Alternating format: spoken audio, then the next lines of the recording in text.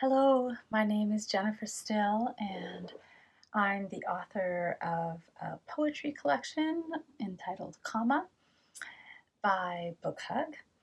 And I'm here to celebrate Turnstone's anniversary and to read two poems to you.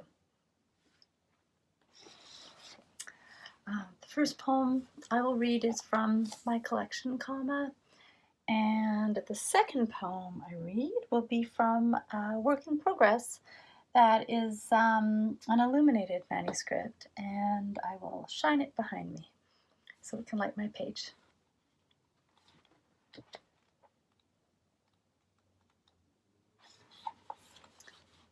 Coma.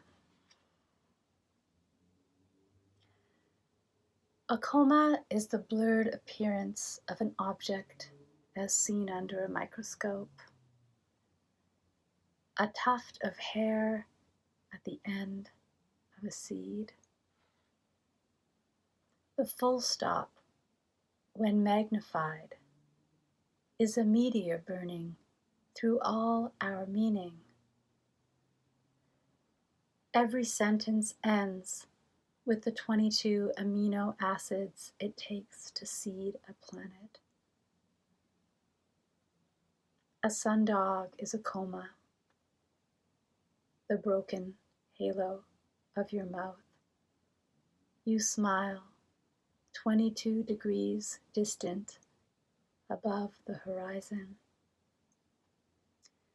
The horizon is a highball, your gloriole, your xeroglyph.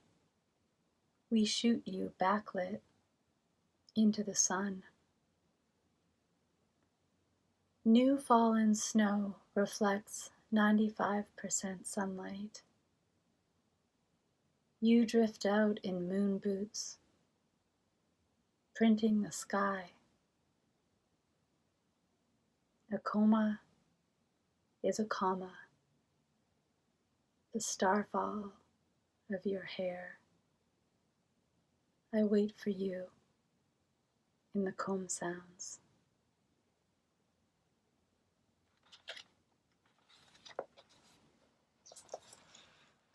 And this next piece I'll read and recite is from a work in progress that is a very physical text for me, meaning I'm composing it using an electric typewriter on carbon sheets, and the result is sort of a letter cut, character by character, clear passage through the page, which is then illuminated on a light table.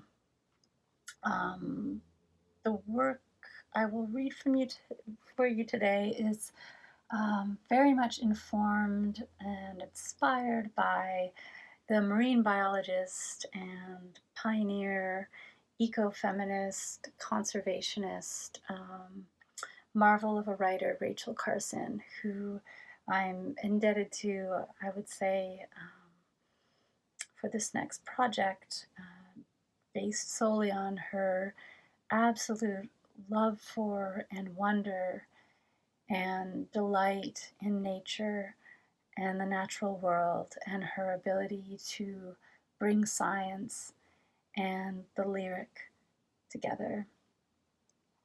I will read to you a poem called I Write with Fossils.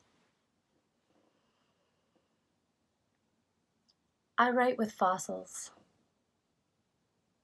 The chalk of my daughter's milk teeth and the ear bones of whales.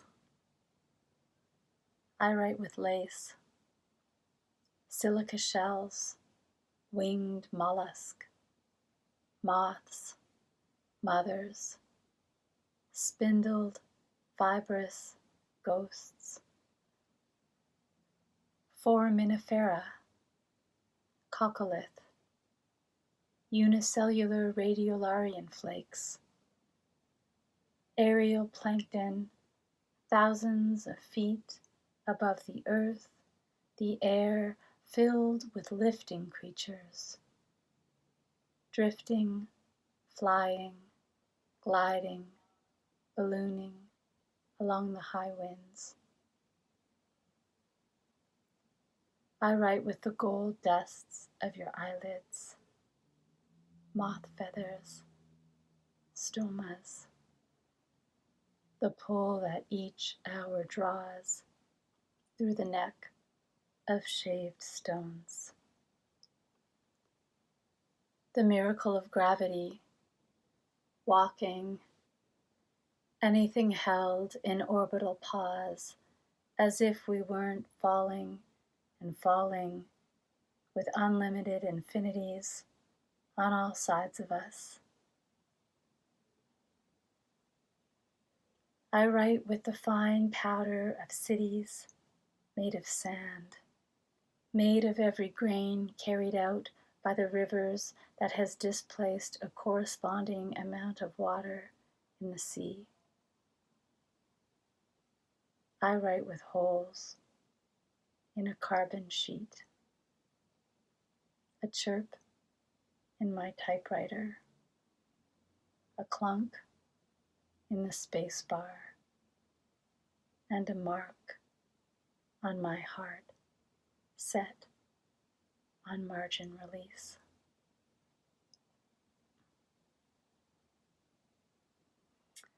Thank you for listening. I'd like to attribute 2 lines to Rachel Carson.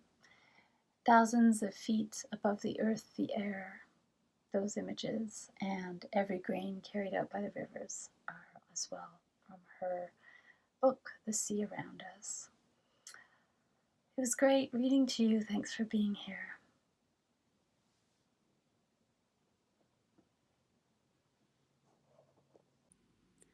Hello, I'm Joanna Lilley, and I'm the author of Endlings, which is published by Turnstone Press. Endlings is all about extinct species, but I did manage to slip in a couple of poems about species who are just about still with us, and one of them is the northern white rhinoceros. And I've written a poem all about Sudan, who is the very last male. And I should say there are still 2 females left, and there's a lot of work going on to try and save this subspecies. So this poem is called White. The best job in the world is the worst job in the world. You scratch behind his ears. You slot hay into his letterbox mouth. You give him a belly rub. He's the last male northern white rhinoceros in the world, and you're stroking his sagging tarpaulin skin. You carry a gun. The poachers want his horns, even though they've been partly sawn off to try to protect him. You don't put down the gun when you flap your hands. When you flap your hands, the rhinoceros runs. He likes to play and run. He likes to be visited. The vet comes often now that the last male northern white rhinoceros's belly is always on the ground. His semen is safely stored.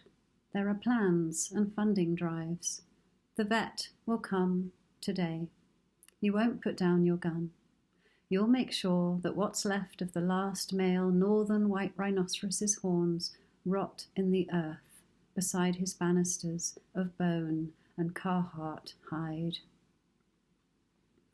The second poem I'm going to read is from my book If There Were Roads, which is also published by Turnstone Press. And If There Were Roads, it's all about place and longing for places we've lived or visited and maybe can't return to, so it perhaps has an extra resonance right now during these COVID times. And the poem I'm going to read, it's called Just a Man, and it's inspired by that experience of just wanting to blend into the background and not have to care about your safety when you're out and about. Just a man. I wish I could be just a man passing by a row of shops. A man as ordinary as a road with potholes, as a bridge across a river frilled with brown foam, or the tugboats of a working firth.